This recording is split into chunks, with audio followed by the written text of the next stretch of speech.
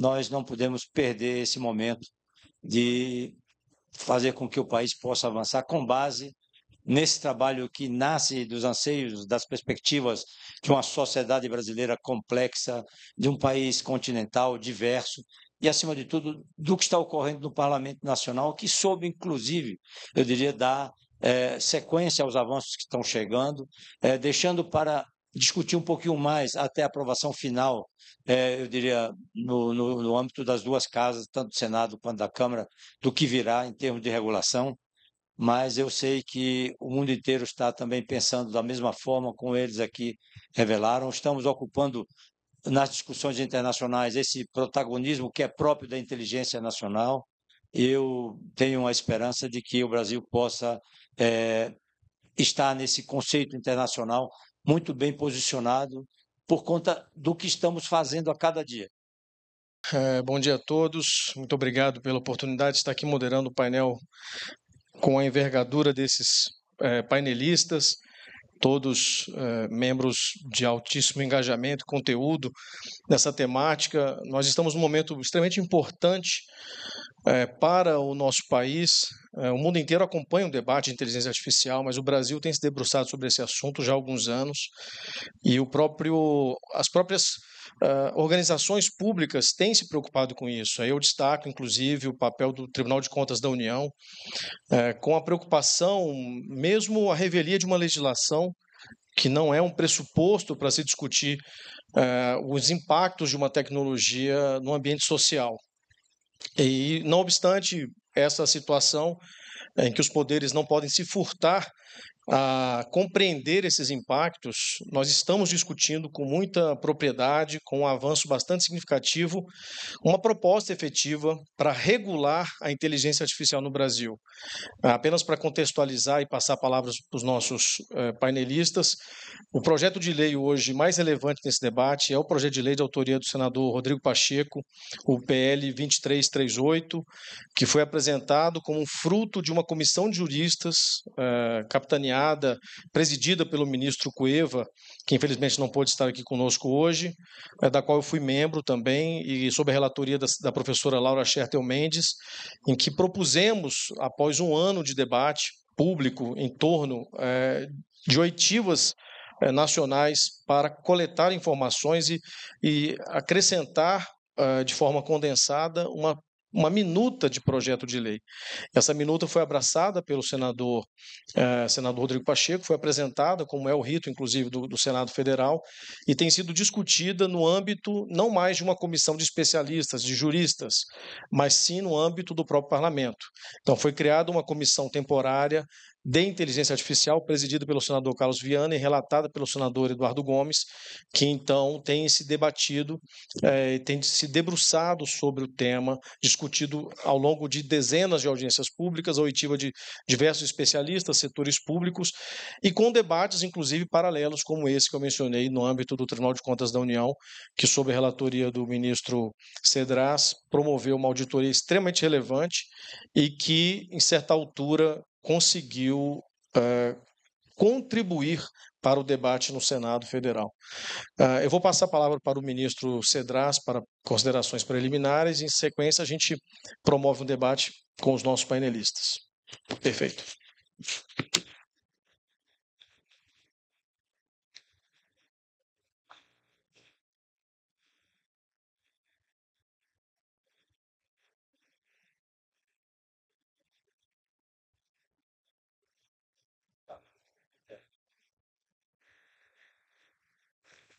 Esse está mais centralizado. Obrigado.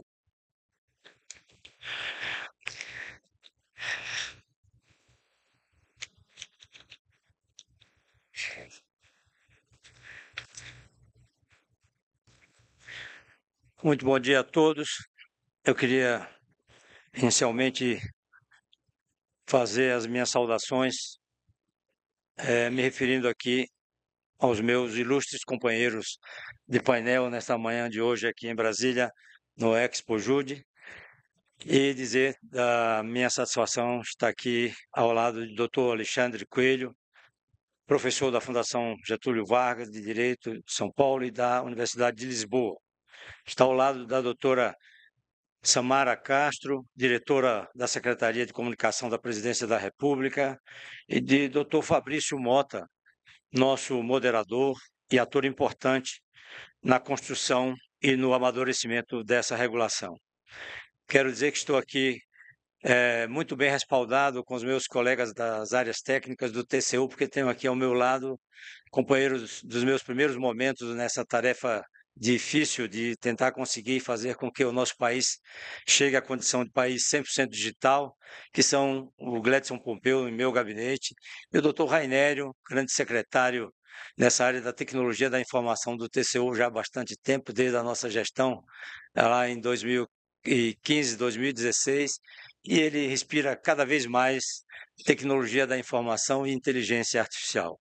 Agradeço ao amigo Piccoli pelo convite para participar desse evento grandioso, como nós todos estamos aqui testemunhando, e pela oportunidade também de poder, nesse momento, compartilhar reflexões e debater com pessoas tão ilustres sobre esse tema que acredito, que considero da maior relevância para o desenvolvimento do Brasil e, sobretudo, para o bem-estar dos nossos cidadãos. Peço, então, licença para iniciar essa brevíssima apresentação, contextualizando essa pequena história, para que todos possam entender o papel de um órgão de controle externo, uma área completamente diferenciada do conhecimento, que é o Tribunal de Contas da União, nessa discussão, com os mandatos constitucionais que tem e com os métodos que emprega de acordo com a sua instituição maior, que é a Intosai, que fica embaixo do guarda-chuva da ONU. Então, vou me fazer acompanhar de alguns slides para que eu possa facilitar a compreensão dos senhores. E tenho certeza que nesse ambiente aqui em Brasília hoje, eu estou tendo talvez a maior oportunidade de participar de uma discussão com um público altamente inteligente, com um plenário absolutamente seleto, com companheiros de painel de extremo conhecimento nessa área.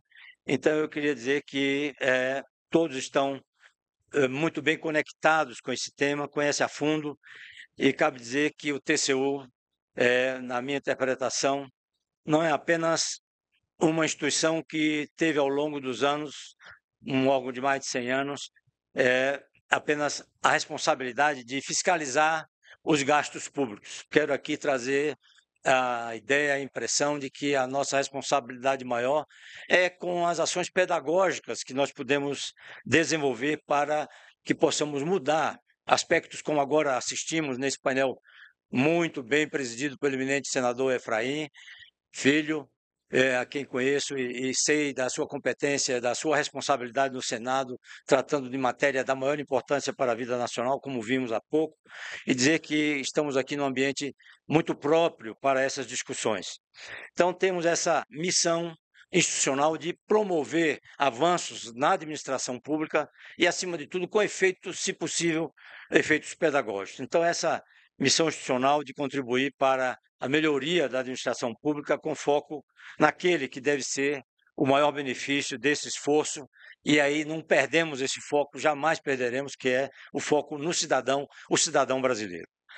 É nesse sentido que, desde 2015, temos buscado, então, impulsionar essa transformação digital do governo, da vida nacional, da área privada e de todos os setores da nossa economia, algo que se torna cada dia, eu diria, mais viável com os avanços agora na área da tecnologia da informação, no que diz respeito a essa ciência nova, de 54 para cá, nascida na cidade de Hanover, lá nos Estados Unidos, não onde eu estudei.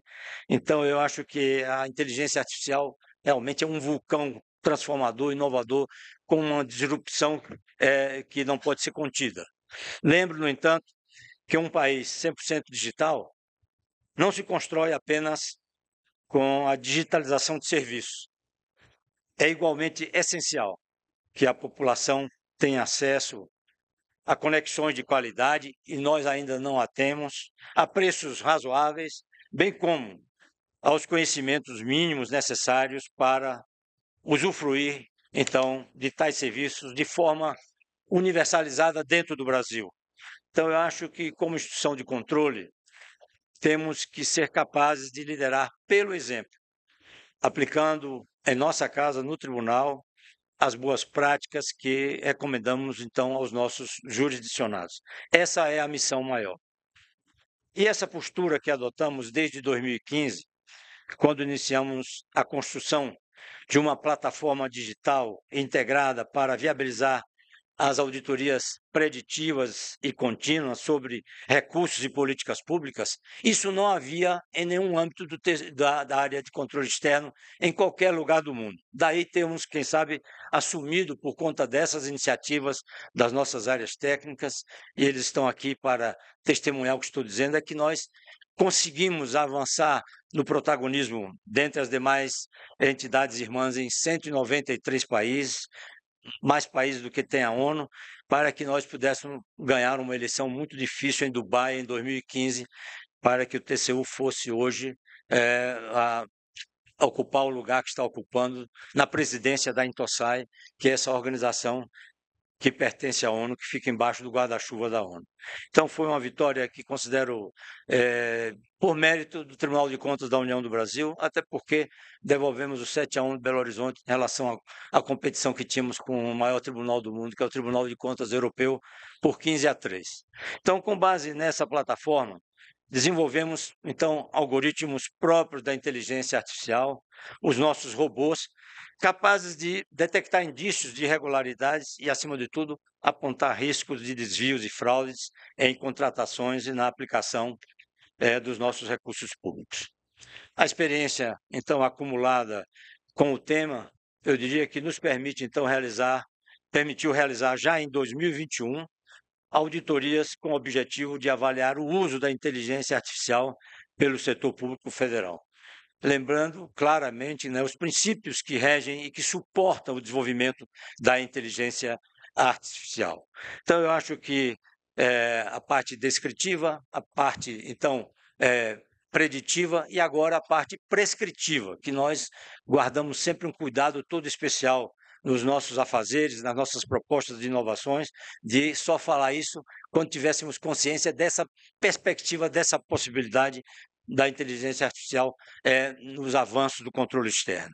Então, um dos aspectos abordados nesse trabalho foi a estratégia brasileira de inteligência artificial, então recém-elaborada, sob a coordenação do Ministério da Ciência, Tecnologia e Inovação. Então, conforme podemos ver nesse slide, encontramos sérios problemas que colocavam em risco o objetivo, então, de orientar o desenvolvimento da tecnologia em nosso país. Como alertamos, então, na ocasião, sem uma estratégia clara entre os entes públicos, nós poderíamos, então, perder esse instrumento essencial para que continuássemos a direcionar esforços e facilitar, acima de tudo, essa busca permanente de resultados, motivo pelo qual passamos, então, a acompanhar esse tema de forma mais atenta nos últimos anos. Diria que também em 2021, não posso esquecer que a Câmara dos Deputados, instituição do Legislativo, né, do povo brasileiro, aprovou o primeiro projeto de lei sobre a regulação da inteligência artificial, inserindo, então, o tema de forma definitiva na agenda das discussões legislativas. Naquele momento, lembro, repetiu-se, então, aqui o debate acalorado que já cercava a matéria em âmbito internacional. E qual seria o melhor modelo para essa regulação? Uma abordagem, eu diria, principiológica e voltada para, acima de tudo, a liberdade de iniciativa, ou mesmo com foco maior na proteção de direitos do cidadão. Então, essas duas perguntas estavam pairando sobre as cabeças de todos os cidadãos do mundo e não era diferente no nosso caso. Essa, portanto, a controvérsia que levou o então presidente, e agora ainda para nossa sorte, presidente Rodrigo Pacheco, a buscar a opinião de especialistas, liderados pelo eminente ministro, que lamentavelmente não podemos contar com sua presença no dia de hoje, por razões superiores, ministro Ricardo Cueva, para estudar a questão e elaborar a proposta que abordasse de maneira fundamentada, acima de tudo, as críticas direcionadas ao projeto de autoria da Câmara. Ora, não pretendo aqui, de nenhuma forma, entrar em detalhes sobre o conteúdo da proposta apresentada pela comissão, especialmente após a exposição já feita para vocês pelo nosso coordenador desse painel e, acima de tudo, com muita autoridade, já que não contamos com a presença do eminente e querido ministro Coelho. Não poderia, no entanto, deixar de aproveitar essa ocasião para registrar publicamente o meu sincero reconhecimento à Sua Excelência, à doutora Laura Schertel Mendes, professora relatora da comissão, e aqui ao nosso coordenador do painel, o doutor Fabrício Mota, em cujo nome, então, cumprimento a todos aqueles que participaram ou contribuíram para o brilhante trabalho apresentado ao presidente Rodrigo Pacheco. Ainda com relação ao teor da proposta, faço questão apenas de pontuar um aspecto que considero, de certa forma, temporal, de grande relevância. O relatório final da comissão foi entregue formalmente, e aí chamo a atenção para as datas, no dia 6 de dezembro de 2022, exatamente uma semana após o anúncio mundial do ChatGPT pela OpenAI. Então, naquele momento inicial, o mundo conheceu e se encantou com a inteligência artificial generativa, cujas aplicações e implicações eram até então desconhecidas. Em poucos meses, no entanto, ficou claro para todos que o jogo havia mudado radicalmente e que não seria possível, então, tentar controlar com as regras antigas, ainda que elaboradas há poucos meses. É um jogo que se mostrava completamente novo e em constante evolução. Talvez ainda mais importante tenha sido a constatação de que as pessoas e organizações que pudessem ou soubessem aproveitar essa nova onda poderiam, então, alcançar resultados muitas vezes superiores a tudo aquilo que era possível realizar até então com os algoritmos tradicionais de aprendizagem de máquina. Ora, muito bem, sei que os senhores sabem disso, e graças a essa expertise acumulada no uso da IA, o nosso Tribunal de Contas da União foi capaz de reagir rapidamente, e aqui está o doutor Rainério, que tem tomado essas iniciativas brilhantes, e iniciar a difusão interna da nova tecnologia de forma experimental, porém segura, com a criação do Chat TCU. Logo em seguida, criamos um núcleo especializado na nova tecnologia, a fim de permitir o desenvolvimento contínuo do Chat TCU e de outras ferramentas de apoio às atividades do tribunal. Graças a essa estratégia, o Chat TCU, então, teve essa missão agora renovada, na sua 5ª versão, lançada ainda este mês, e foram elaborados, então, cursos e guias para orientar o uso da IA generativa pelos auditores e, mais recentemente, houve a criação de outro produto inovador, o Copilot TCU.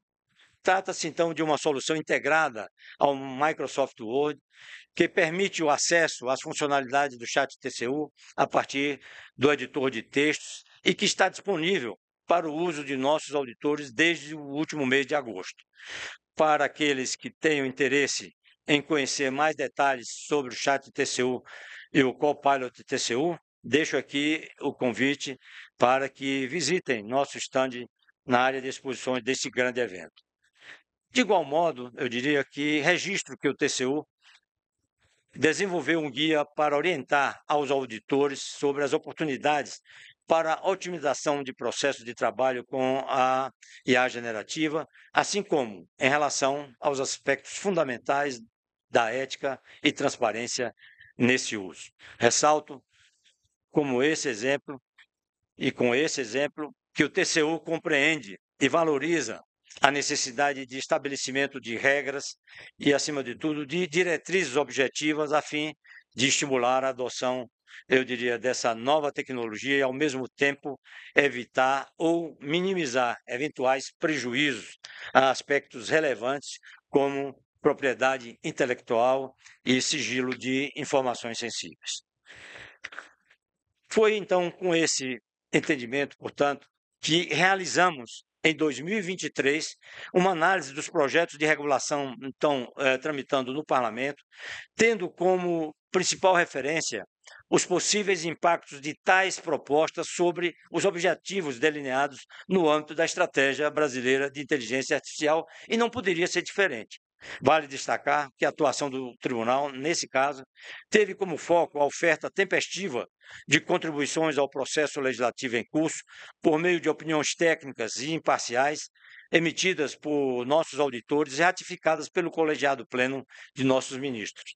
Em síntese, os riscos identificados, que se encontram resumidos nesse slide que mostro nesse momento aos senhores, apontaram a necessidade de se buscar um melhor equilíbrio entre a proteção de direitos, elemento, então, central do PL 2338 de 2022, e também o estímulo ao desenvolvimento da nova tecnologia, tanto no ambiente acadêmico como nos setores público e privado. Desde então, temos acompanhado o amadurecimento e, acima de tudo, a progressão das discussões sobre a matéria na Comissão Temporária do Senado, inclusive com prorrogações sucessivas dos prazos para a conclusão dos trabalhos, a fim, então, de viabilizar a busca de soluções para os enormes desafios na regulação da inteligência artificial.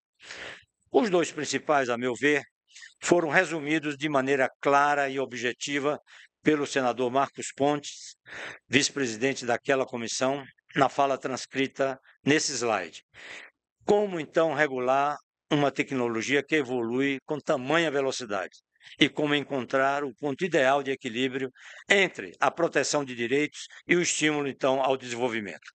Tenho travado com esse senador discussões ao longo da minha vida pública, antes mesmo da chegada dele ao Senado, e sei da sua competência e da sua inteligência. Esse gráfico, atualizado periodicamente pela equipe do professor Alan Thompson, da Mesa Internacional, traduz de forma concreta o primeiro desafio que mencionei.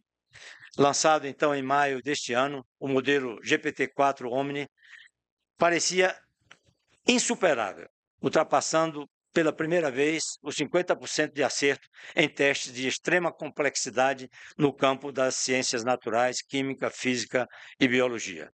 Passados, então, apenas 4 anos, a OpenAI lançou um novo modelo com capacidades avançadas de planejamento, análise e autorreflexão, que elevaram, então, o índice de acertos nesses mesmos testes para próximo de 80%, imagine os senhores, superando em muito o desempenho de especialistas humanos com títulos de PhD nessas áreas. Diante, então, de exemplos como esse, cabe, então, a pergunta a todos vocês: como regular, por meio de leis, cujo ciclo é medido em anos, um campo que evolui, acima de tudo, de forma exponencial, com o surgimento de novas capacidades e ampliação radical de outras em questão de meses, muitas vezes agora em questão de frações de segundos. Por sua vez, o desafio da busca de equilíbrio entre proteção de direitos e o estímulo à inovação ganhou novos contornos há 3 meses, com a apresentação do Plano Brasileiro de Inteligência Artificial. E temos participado, ao longo dos últimos anos, de vários eventos nacionais e internacionais sobre a matéria, e nos assusta com a experiência de vida de bancada, de pesquisador da Universidade Federal da Bahia, os avanços e a quantidade de artigos científicos de alto nível que estão sendo publicados a cada fração de segundo.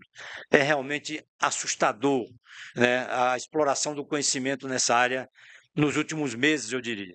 Então, ainda que o referido plano se encontre em processo de desdobramento pelas áreas envolvidas, os bilhões de reais em investimentos e as metas ambiciosas anunciadas sugerem que o Estado brasileiro pretende utilizar as novas tecnologias de inteligência artificial como forte alavanca para o desenvolvimento nacional, o que pode não ser compatível, então, com algumas restrições previstas em qualquer que seja bem elaborada, muito bem elaborada, das propostas legislativas atuais.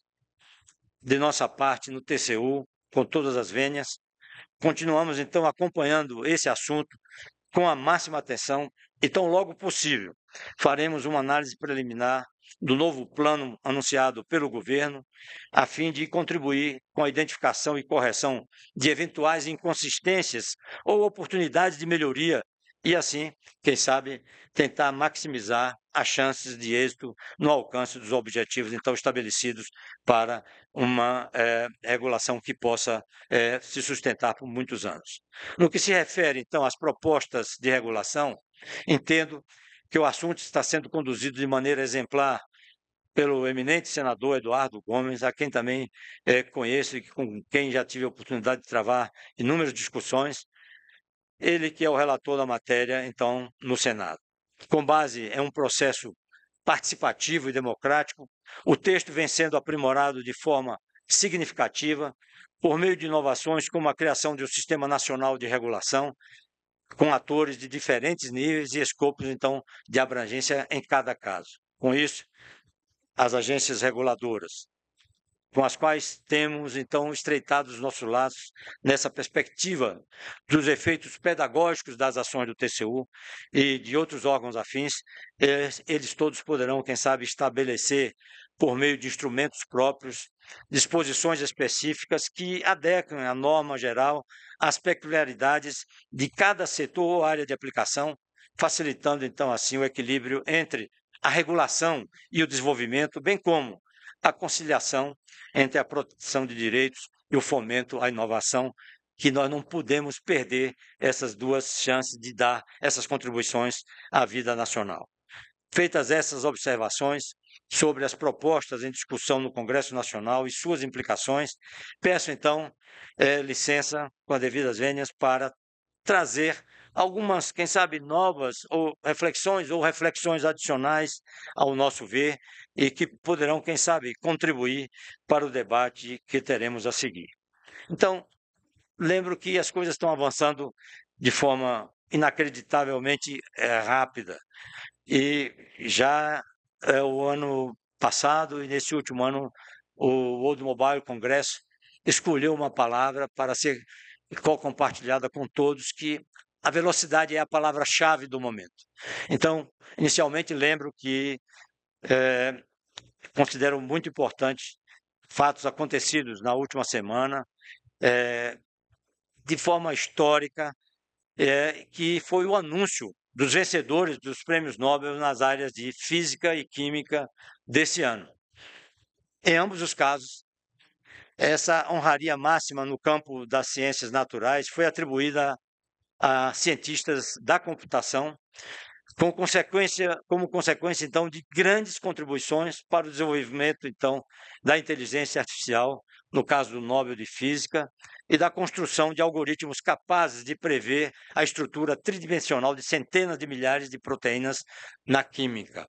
Então, quando a gente junta isso ao que eu chamo, assim, numa denominação muito própria e com todo respeito, uma consideração especial, é como se fosse o caso da tesoura de CRISPR na genética. Então, acho que nós temos na área da química essa possibilidade extraordinária, impensável até bem pouco tempo atrás. Então, ao meu ver, esse tamanho conhecimento reforça, sobretudo, a noção de que não há mais qualquer área do conhecimento ou atividade humana que não possa, então, ser transformada de modo radical a partir da aplicação da inteligência artificial. Então, por falar nesses vencedores do Prêmio Nobel desse ano, penso que também merecem destaques, então, as honrarias que foram propostas para a área econômica. Há dois economistas muito importantes para o momento, o Acemoglu e Johnson e Robson, os três economistas que foram agraciados nessa área em relação ao uso direto da inteligência artificial nesta ciência importantíssima, cada vez mais, que é a economia. Nesse caso, entendo que a referência se justifica pela tese central do trabalho premiado. As instituições de um país, que englobam, então, suas leis e mecanismos de regulação, determinam, em grande medida, a sua capacidade de geração de riquezas e, acima de tudo, que nós não podemos esquecer nunca, o desenvolvimento econômico. Estamos querendo entrar na OCDE. Aplicado, então, ao contexto de nossa discussão nesse painel, essa teoria nos permite afirmar que no Brasil, assim como em outros países, os efeitos concretos dos avanços da IA em termos de construção e do fortalecimento de uma economia produtiva e competitiva em nível ou a nível mundial dependerão de como cada nação, e essa é a nossa expertise que nós não podemos perder, decidir regular essa matéria. Eu tenho me referido já há bastante tempo ao que, de alguma forma, em algum momento do desenvolvimento nacional, perdemos em muitas áreas o que se chama inteligência de governo. Temos que resgatá-la e não poderemos perdê-la jamais. A propósito, então, ressalto que os mesmos pesquisadores, em seu livro mais recente, dedicaram-se justamente a aplicar suas teorias às relações entre avanços tecnológicos e, acima de tudo, prosperidade das nações, principalmente com foco nos efeitos sobre a classe trabalhadora. Em síntese, os autores alegam que a atual concentração em poucas empresas, chamadas Big Techs, do controle sobre as novas tecnologias, o que se traduz, eu diria, também em poder econômico gigantesco, social e político também, pode trazer consequências muito negativas para a distribuição de renda e do desenvolvimento econômico. E quem está vos falando é alguém que é super otimista nas repercussões que teremos na vida ou nas vidas de todos os países em relação aos avanços da TI no que diz respeito aos avanços sociais e econômicos. Por outro lado, defendem esses autores que ainda é possível reverter essa tendência com a construção de mecanismos adequados de regulação e fiscalização. Daí a importância do tema que os senhores estão discutindo conosco na manhã de hoje. Eu tenho certeza que daqui sairei mais fortalecido para o meu trabalho, porque estou aqui, acima de tudo, numa perspectiva de ampliação do meu aprendizado. Então, outro autor então consagrado que tem se dedicado ao estudo dos impactos das novas tecnologias, em especial das redes sociais e da inteligência artificial, e todos creio que conhecem muito bem o trabalho do historiador Yuval Harari, que abordou esse assunto em seu último livro, que está começando a chegar nas livrarias. Enquanto Acemoglu e Johnson abordam com maior ênfase os aspectos econômicos e os impactos econômicos da tecnologia, Harari se concentra em questões sociais e filosóficas ligadas principalmente aos riscos da manipulação intencional do fluxo de informações, o que nós aqui no Brasil estamos conhecendo muito bem, seja por políticos ou autores mal intencionados que usem a tecnologia para esse fim, seja também por uma eventual e futura superinteligência artificial, que já está aí, capaz de realizar tais manipulações de forma autônoma e, acima de tudo, muitas vezes indetectável. Assim como os vencedores do Nobel de Economia deste ano, Harari defende a necessidade de regulação apropriada da tecnologia como um único e necessário caminho para mitigar os riscos associados ao uso indiscriminado de tais recursos. Embora alguns considerem as opiniões de Harari nesse tema, acima de tudo, como muitas vezes extremadas ou alarmistas, vale ressaltar que ele não está sozinho. De acordo com a última edição do relatório organizado pelo Fórum Econômico Mundial, o segundo maior risco global da atualidade está ligado ao potencial da inteligência artificial generativa para criar informações falsas em forma de texto, áudio ou vídeo. Isso, claro, em um ranking que avalia eventos de qualquer natureza e não apenas aqueles relacionados à tecnologia. Por outro lado, vale lembrar que há limites importantes em relação à capacidade da regulação em tentar mitigar riscos dessa natureza, uma vez que sempre haverá pessoas e empresas dispostas a utilizar a tecnologia de forma contrária às regras para causar danos a terceiros ou mesmo para cometer crimes já previstos no ordenamento jurídico. Antes, então, de encerrar essa exposição, sei que está chegando a hora da reposição da glicose, trago para o debate outra referência internacional, dessa vez com viés mais positivo sobre o potencial de contribuição da inteligência artificial para o avanço da humanidade. Trata-se, então, desse conceito de co-inteligência e não perdemos a visão do co-compartilhamento, palavra também importante.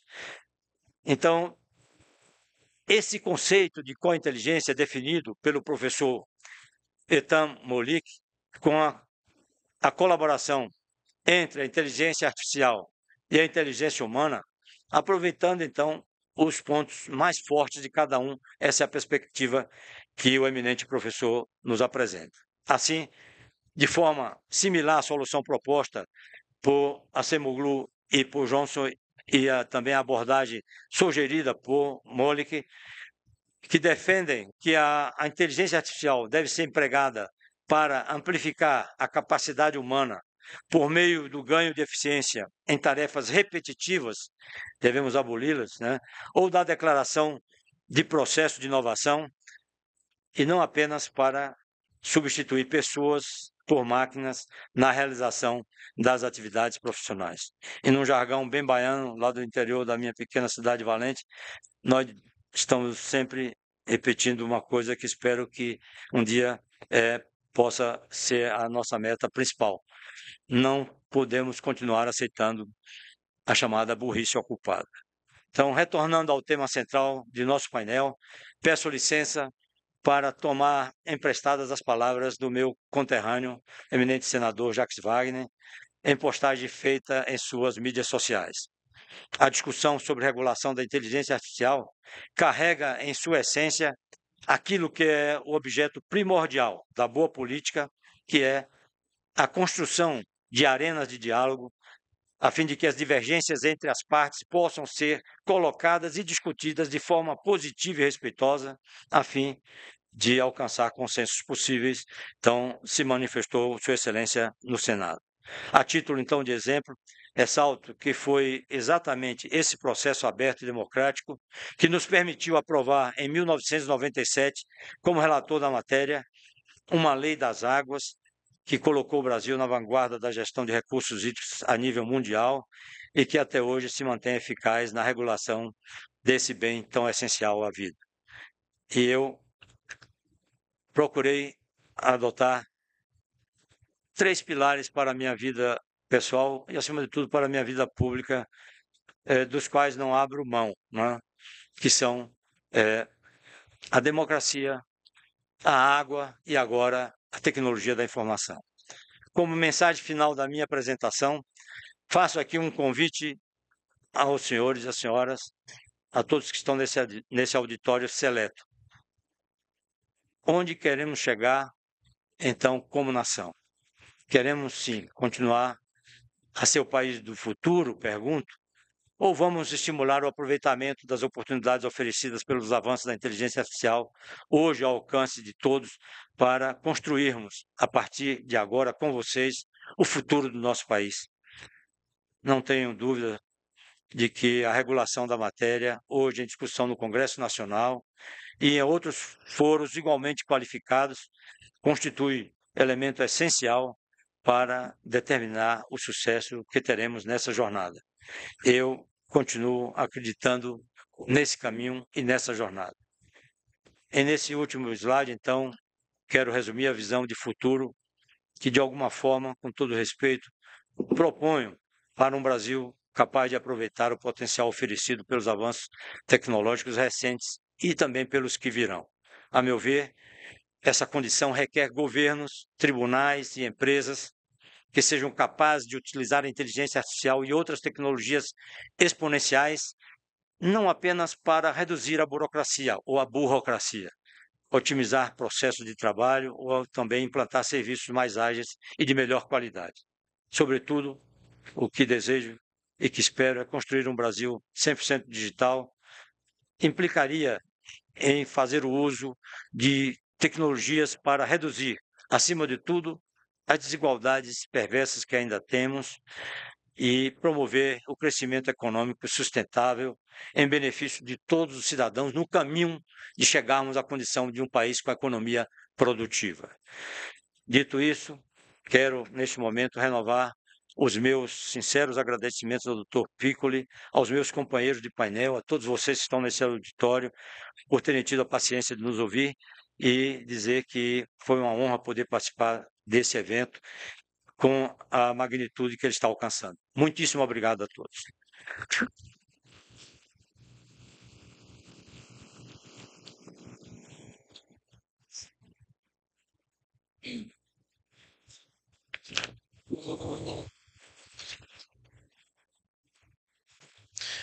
Muito obrigado, ministro. Parabéns por essa contribuição, esse passeio histórico que demonstra muita responsabilidade, muita altivez no trabalho e no papel que o Tribunal de Contas da União tem exercido, sobretudo sob a liderança de Vossa Excelência. Já tentando privilegiar também o respeito ao nosso painel, ao nosso tempo, eu já vou lançar 2 provocações e convido já a Samara e o Alexandre para que possam contribuir com o debate. Para a Samara, eu gostaria de contar com a contribuição dela no sentido de trazer para os nossos ouvintes, a todos aqueles que estão nos acompanhando aqui, como que o projeto de inteligência artificial, de fato, pode contribuir e como que ele permite um equilíbrio entre responsabilidade e inovação. Talvez esse seja um dos pontos centrais dessa discussão, sobretudo em função de várias visões diferenciadas e das evoluções que houve, né? Nós não falamos mais de um projeto, falamos já do substitutivo em sua 3ª ou 4ª versão de aprimoramento, uma das quais fortemente influenciada pelo trabalho no TCU, a visão que o TCU apresentou. Então, hoje nós estamos nesse ponto. Como que esse debate regulatório se posiciona no Brasil? Ele, de fato, vai permitir a inovação? É possível conciliar todos esses valores que foram colocados aqui pelo ministro Cedras ao longo do debate? E o mais importante, o Brasil estará mais próximo de uma visão global de governança e inteligência artificial? Essa é a provocação para a Samara. Já vou lançar também a provocação para o Alexandre, para que da Samara a gente já passe logo para a contribuição dele. O que você tem observado no mundo, Alexandre? O que você tem visto em todos os continentes? O Alexandre talvez seja um dos advogados que mais próximo está do mundo técnico, mais próximo está, digamos, do chão de fábrica da inteligência artificial. Ele tem visto e participado de bastante debate técnico e tem visto de perto como que os impactos sobre todos esses debates podem ser traduzidos negativo ou positivamente nesse ambiente. E o que você teria também para nos oferecer em termos de casos concretos que você tem observado. Então, vou pedir para a Samara começar e, na sequência, o Alexandre segue. Obrigada, Fabrício. Bom dia, né? Quase boa tarde aí para todas e todos. Bom, agradecer a honra que é estar nesse painel, essa responsabilidade também aqui de estar com o ministro, de estar com o Fabrício, de estar com o Alexandre. Eu hoje ocupo esse papel no governo federal, também sou advogada, mas nós, no governo federal, a gente organizou um pouco das nossas contribuições, contamos aí com a participação de mais de 19 ministérios com diferentes interesses, visões, propostas, também para poder, comprometidos com conseguir aperfeiçoar esse projeto. Acho que, como o Fabrício colocou, hoje o PL 2338, e aí muitas pessoas reclamavam e faziam críticas de que ele mudava muito, que o texto mudava muito, mas é justamente nesse processo que o ministro bem colocou ali da fala do senador Jacques Wagner, né, de consenso e de construção de um consenso progressivo, é que foi necessário que o projeto fosse tão modificado e tão aperfeiçoado. E um dos pontos, acho que essenciais e talvez estratégicos dessas mudanças tinha a ver com equilibrar mesmo essa crítica que era muito colocada sobre como a gente vai conseguir proteger direitos e, ao mesmo tempo, garantir a inovação. Que o Brasil, na cadeia global de inteligência artificial, nessa corrida, não ficasse de fora, não ficasse prejudicado. E eu acho que tinha uma parte dessas necessidades que elas eram mesmo regulatórias, inevitavelmente a gente precisava colocar mecanismos ali que protegessem esses direitos, que garantissem e viabilizassem a inovação, que dessem algum nível de subsídio, prioridade para aquilo que a gente entende também como o desenvolvimento de uma IA soberana, mas que, ao mesmo tempo, o aspecto regulatório ele não era suficiente. Então, é muito essencial que a gente também tenha um olhar de política pública. E é nesse sentido que o PBIA, né, o Plano Brasileiro de Inteligência Artificial, ele vem também complementar essa necessidade, essa ânsia mesmo da gente ter uma estratégia nacional que olhe para como a gente vai garantir essa inovação e que aponte esses caminhos, coloque dinheiro nisso, que veja mesmo como ocupar esse espaço. Então, eu acho que a gente tem hoje, talvez, 3 grandes áreas de discussão de IA no Brasil. Acho que uma é a regulatória, eu quero me ater a ela com bastante atenção. A outra é a de política pública, e aí a proposta que o Conselho de Ciência e Tecnologia faz para nós do governo, né, apresentando aquele plano PBIA, ela é super essencial, ela está sendo tratada dentro do governo para que ele possa ser apresentado como esse plano mesmo e que ele possa ser executado na medida em que as propostas estão colocadas ali, com os recursos humanos, financeiros, de arranjo institucional. E tem uma terceira dimensão, que é a dimensão internacional, que ganhou muita relevância nesse ano que o Brasil preside o G20. Nós voltamos recentemente, inclusive, da Assembleia Geral da ONU, e eu posso dizer que nós temos contribuído muito para o debate internacional de inteligência artificial com contribuições que são muito próprias do Brasil. E aí vou dar um exemplo. Acho que um deles tem a ver com a discussão de governança, e aí nisso se avançou bastante em compreensões comuns dentro do projeto que visam priorizar uma capacidade de aproveitamento da expertise já consolidada e colocada por aquelas agências, por aqueles órgãos de controle, por aqueles, né, organismos regulatórios que já regulam de alguma maneira esses setores. Então, a gente tem uma priorização dos órgãos setoriais e que, de alguma forma, cobre muito daquilo que seria uma curva de aprendizagem regulatória que a gente vai precisar inevitavelmente. Acho que esse é um ponto importante. O segundo ponto importante que o Brasil se destaca do ponto de vista internacional e dentro da proposta aqui a nível nacional, é a discussão que aqui a gente colocou, né, a pecha de direitos autorais, mas eu costumo dizer que é a proteção daquela riqueza que o nosso país já tem. Quando a gente olha para o posicionamento global de onde o Brasil vai se encaixar, se ele vai ser um desenvolvedor, se ele vai ser um centro de data center, se ele vai ser aquele que fornece dados, se vai ser só quem consome, eu acho que tem uma parte de nós que já está muito consolidada, que é a capacidade que o Brasil tem de produzir conteúdo e de ter dados estruturados de qualidade. E que isso é um subsídio muito essencial para o desenvolvimento de inteligência artificial generativa. Dados têm esse valor, conteúdo organizado tem esse valor. E nós temos como talento mesmo essa produção. Não à toa a gente sempre se destaca nas obras, do ponto de vista artístico, do ponto de vista jornalístico. Então, acho que aquilo que o projeto inova nesse sentido é uma proteção adicional para esse conteúdo que o Brasil produz, tem como riqueza, que está em cima da mesa e muitas vezes não está protegido. Muitos outros países que já, inclusive, avançaram na legislação, eles têm esse gap, né, essa lacuna, e a gente tem discutido muito sobre isso. Foi a ausência dessa proteção que tem sido hoje bastante sentida pelos produtores de conteúdo, pelos artistas, pelos jornalistas. Tanto é que a gente vê uma série de ações judiciais nesse sentido, grandes casos discutindo isso, e eu acho que o Brasil ele aponta um caminho que, obviamente, precisa ser sempre refinado, dado a complexidade, que eu acho que o ministro apresentou de forma brilhante, a complexidade de valores que a gente precisa equilibrar, de questões que precisam ser tratadas, mas acho que a gente aponta um caminho interessante ao garantir minimamente uma proteção, uma remuneração para o uso desses dados, para o treinamento de IA generativa. É uma maneira de realmente proteger aquela capacidade que o Brasil já tem. Isso não significa que nós não podemos adentrar em outras riquezas, em outras capacidades do nosso país. E aí acho que tem uma discussão bastante grande que se relaciona, inclusive, com a nossa capacidade energética e etc., e que tem sido também objeto disso. O que o projeto de lei ele garante, e eu acho que ele aperfeiçoou e avançou?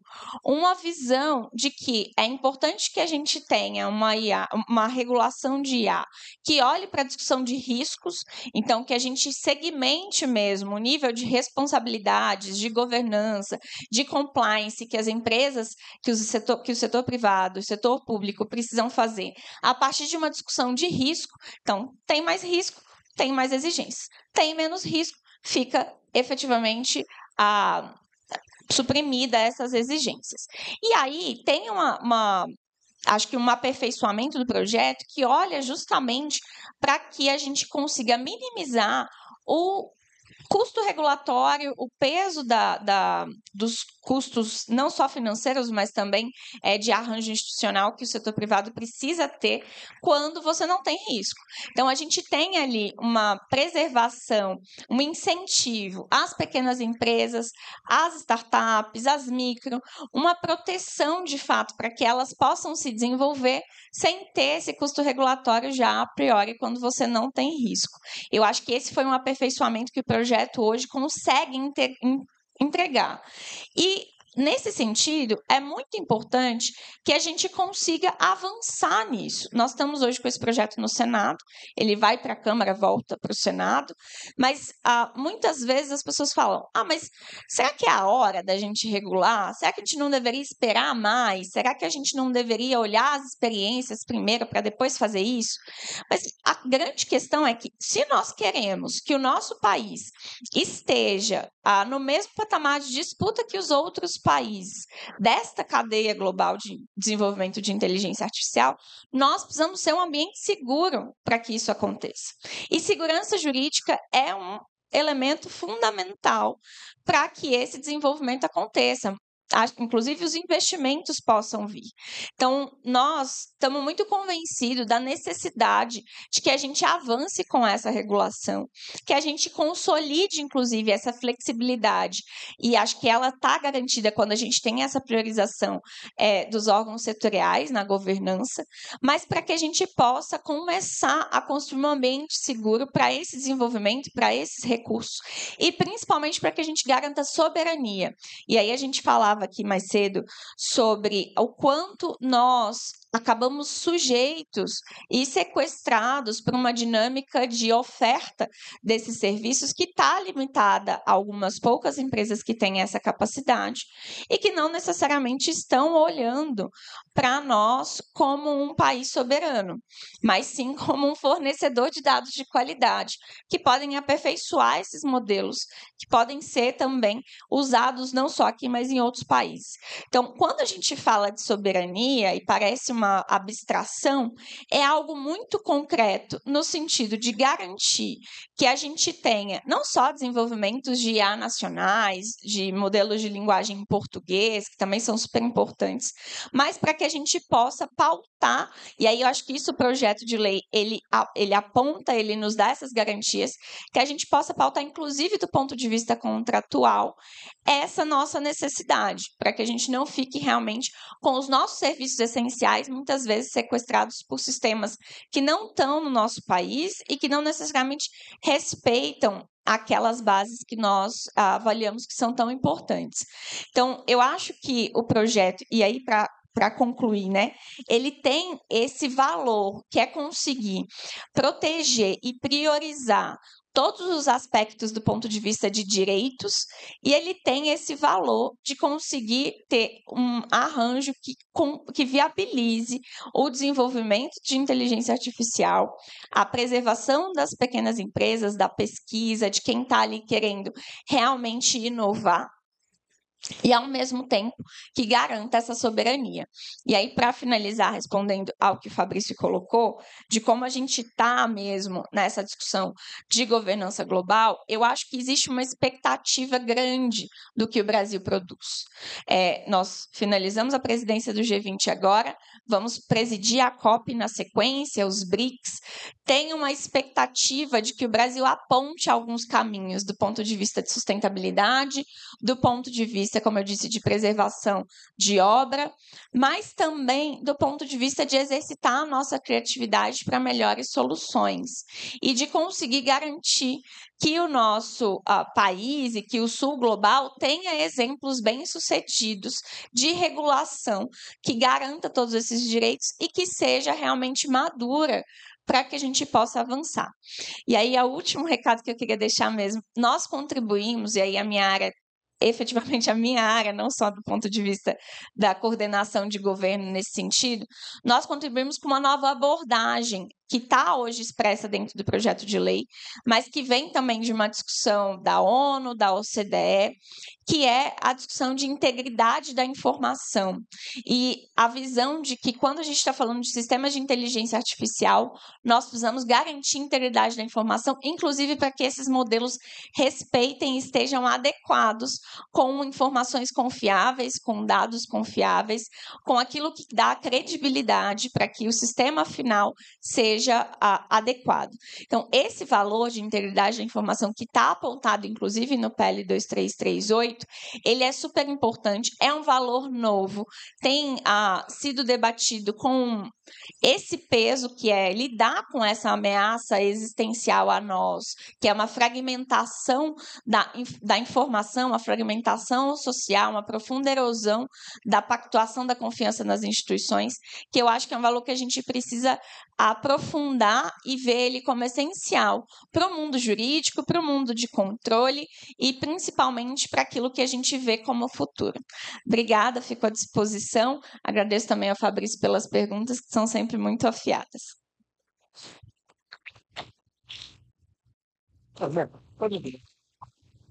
Bom dia a todas e a todos.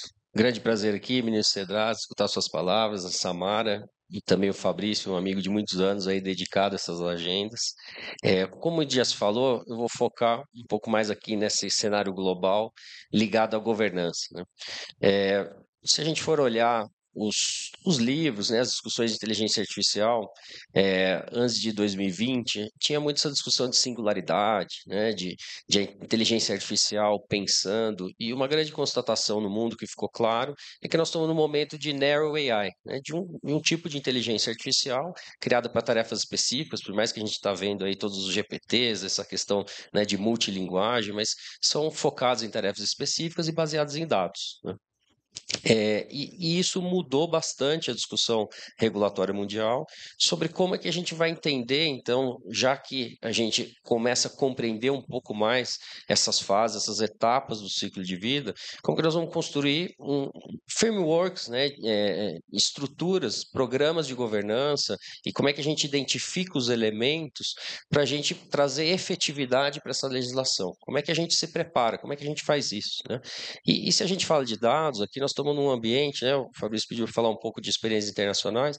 Eu acabei de voltar da Alemanha, vim direto para cá. Eu estava lá na Universidade de Göttingen e eu participei de uma discussão que era justamente, né, sobre o uso de IA no sistema de justiça no mundo inteiro, o estado da arte. E aí a gente teve a visão da Inglaterra, a visão da Espanha, a visão de Portugal, a visão da China. Tinha realmente um representante aí, né, de cada um desses países falando sobre isso. Eu tive a oportunidade de trazer a visão do Brasil. E o Brasil, com dados abertos, né, e toda essa criatividade que a Samara falou, e isso que a gente está vendo aqui, eu posso garantir para vocês que a gente não tem nenhum lugar no mundo. Todos ficam muito impressionados com o que a gente está fazendo, com o avanço da tecnologia no nosso sistema de justiça. E por quê? Porque nós temos dados. Na Europa, os dados são fechados, né? Nos Estados Unidos, a gente tem um outro modelo.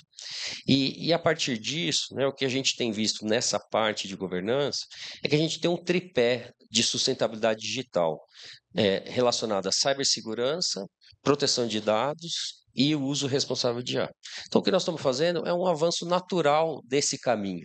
Se a gente pegar cibersegurança, a gente já tem toda uma legislação, uma maturidade, né, de estruturar essas questões, a proteção de dados também avançou bastante nesse sentido. Então, praticamente, nós trabalhamos em dois pilares ligados à infraestrutura, né, coleta, organização, segurança do dado, e agora nós estamos trabalhando na aplicação. Como é que nós vamos usar essa tecnologia e como é que nós vamos trazer essa questão. Então, a gente tem um cenário europeu que começou por uma lei olhando muito essa questão de direitos fundamentais, saúde e segurança das pessoas, um modelo baseado em risco. E nós temos, de outro lado, o modelo americano, que começou com uma executive order, né, num movimento inverso, chamando as agências reguladoras, né, e órgãos setoriais para dizer, olha, entenda aí o seu risco, entenda o que as empresas do seu setor estão fazendo, entenda que tipo de norma interna, ou de aprendizado, ou de regulação interna já existe que pode ser aplicado naquela questão como subsídios para a criação da legislação americana, né? E aqui no Brasil, nos valendo dessa proposta, e até, né, ministro Samara, essa discussão, né, se é o momento e tal, que começou lá no início do PL, agora a gente já amadureceu bastante nesse cenário, entendendo para onde as coisas estão caminhando no mundo, né? Então, o Brasil, se valendo disso, e toda a discussão, né, não só da Comissão de Jurídica, como também nas discussões ali no Senado, acabou chegando no modelo híbrido, que talvez seja muito melhor do que os discutidos nos outros lugares, em que a gente tem essa discussão e essa preocupação, né, de direitos fundamentais e essa proteção das pessoas, essa questão da gestão baseada em riscos, que nos parece, né, o caminho adequado, mas, ao mesmo tempo, o afinamento dessas discussões sobre como isso vai acontecer em cada setor nas agências setoriais. Então, se a gente pegar a Europa, nós estamos falando de uma harmonização setorial a posteriori, quer dizer, existe uma lei e depois a gente vai ver como é que a gente harmoniza. Aqui no Brasil, nós estamos trazendo, né, essa harmonização a priori, quer dizer, são os próprios órgãos reguladores e agências setoriais que vão fazer isso, né? E nesse sentido, a gente tem visto a criação de forma mais prática, né, de frameworks de governança para entender quais são os elementos, né, quais são os dados utilizados, a tecnologia, pontuação de variáveis, né, análise de saídas, porque muitas vezes a questão de viés, por exemplo, eles não estão nos dados, né, são correlações escondidas que a gente só consegue enxergar lá no final. Então a gente tem avançado, mas isso gerou um outro problema, que são mais de 60, 70 frameworks que já foram publicados, né, os dois principais ali, o ISO e IEC na Europa, o NIST nos Estados Unidos, e agora a discussão de framework internacional. Mas o que a gente, de fato, tem visto que, apesar de a gente ter nessas discussões regulatórias todas, né, esses conceitos de transparência, explicabilidade, auditabilidade, que não há um consenso mundial e essas expressões foram colocadas de uma forma geral, né? Então, as discussões que estão acontecendo na Europa, principalmente, que eu tenho participado lá na ONU, e tem o Sensenelec, que é um órgão europeu de padrões técnicos, né? A discussão justamente é agora, como é que a gente vai avançar? E esse, ministro, é um papel fundamental dos órgãos setoriais, assim, e para trazer segurança jurídica para esses desenvolvedores e também para quem vai fazer o controle, assim, o que é essa transparência?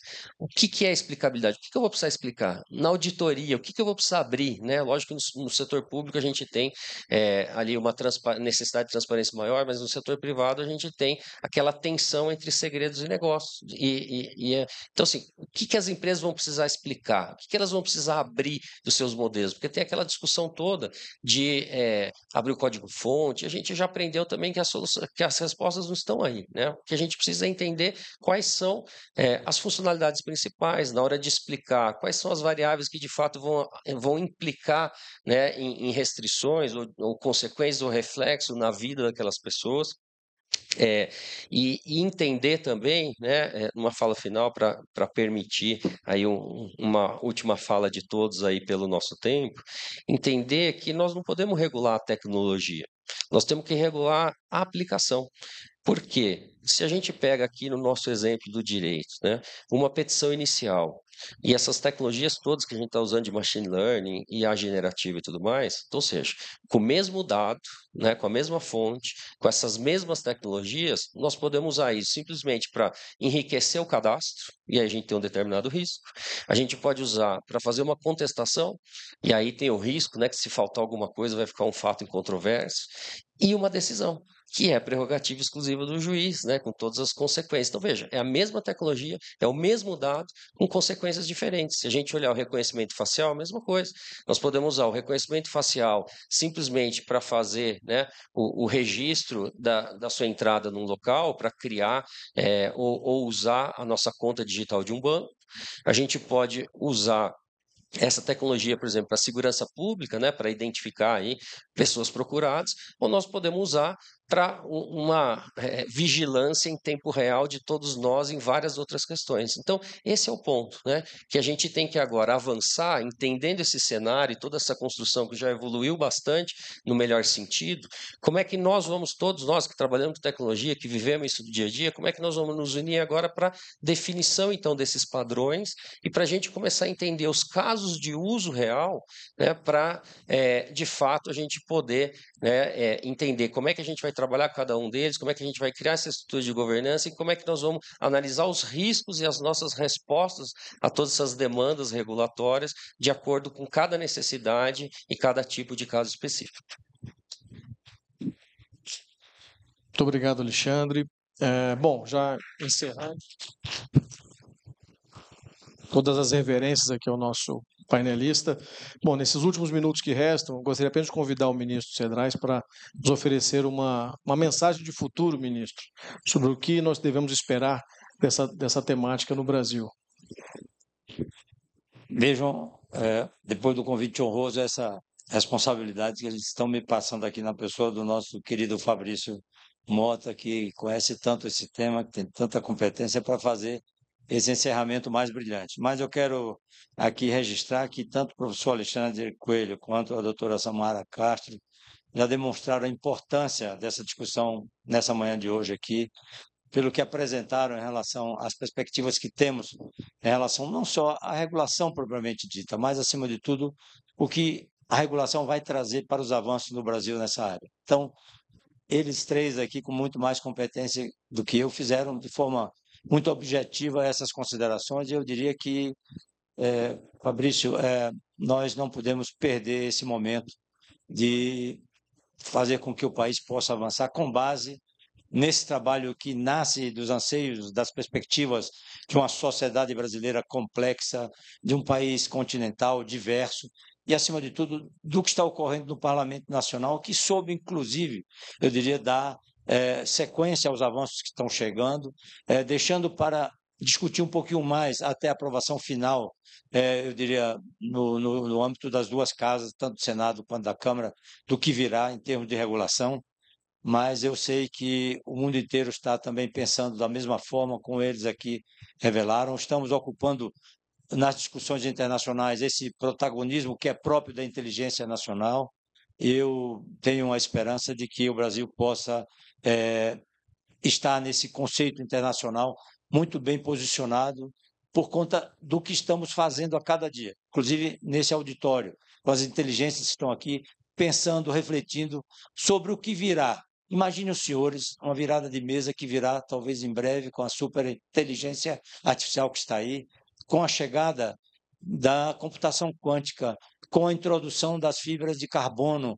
Enfim, são só 3 pontos importantes que nos fazem refletir muitíssimo, porque eu tenho certeza que isso tudo vai estar em nossas mãos já agora, né? Não vai demorar mais. Então, eu acho que os avanços são gigantescos e até as big techs estão também fazendo reuniões entre elas para que elas possam também encontrar esse nicho, esse núcleo de comando que elas ocuparam até aqui no cenário internacional. Acho que é esse outro ponto que me preocupa em relação a essa possibilidade desse domínio político, administrativo, financeiro de uma economia mundial, e que tem que também trazer as reflexões aqui nesse momento no Brasil, quem sabe nos próximos passos que daremos dentro do Legislativo Nacional, que é um ambiente próprio, porque qualquer projeto que chega ao Legislativo, por mais avançado que chega, ou que chegue, pela minha experiência de 4 mandatos na Câmara dos Deputados, é que de lá esse projeto vai sair sempre melhorado. Eu tenho certeza disso. Então, eu acho que o governo está se esforçando, propondo, eu diria agora, novas iniciativas importantes para esse momento. Eu acho que nós estamos avançando e, Fabrício, para te responder, eu diria o seguinte, que, por último, eu acredito nisso. Acredito que essa é a nossa vez para que possamos melhorar, então, não só a economia do país, a vida de cada cidadão brasileiro. Eu acho que nós temos a oportunidade enorme para um crescimento gigantesco nesse ambiente da OCDE, da ONU, de todos os países do mundo em relação a essa matéria. E, para finalizar, quase plagiando um autor baiano, eu diria: navegar é preciso, regular também é preciso. Muitíssimo obrigado Tenham todos uma boa tarde. Foi um prazer enorme estar aqui com vocês. Fiquei muito feliz.